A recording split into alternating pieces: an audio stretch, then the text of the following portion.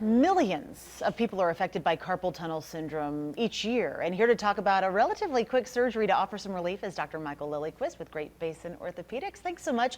Okay, so you led us into the operating room recently, and it was fascinating for two reasons: how quick this surgery is, and the patient was awake. So talk about this endoscopic surgery. So she had an endoscopic carpal tunnel release. She had carpal tunnel syndrome, which is pressure on one of the nerves in the wrist, which causes numbness and tingling, primarily in the thumb, index, and middle fingers.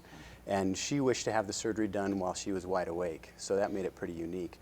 But the surgery performed releases pressure on a ligament that's pushing on that nerve, causing her symptoms.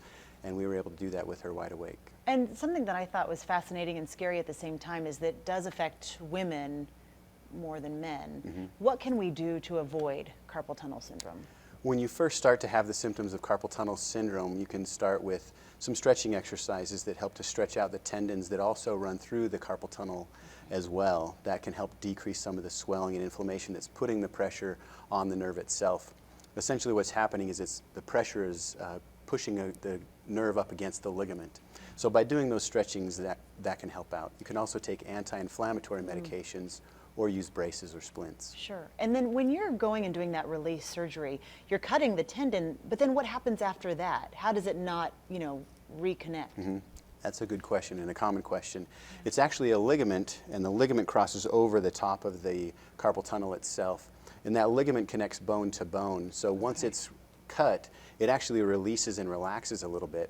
And inevitably there's scar tissue that forms back between there, but that just relaxes and takes the pressure off of the nerve. So if you have the surgery, good odds you won't need it again. Very good odds. Excellent. It's extremely rare to have that reoccur later in life. Okay. Awesome. Dr. Lillyquist, thanks so much. And he will be here until 6 o'clock tonight. So if you have questions, we know this affects so many people, give him a call at 858-2222.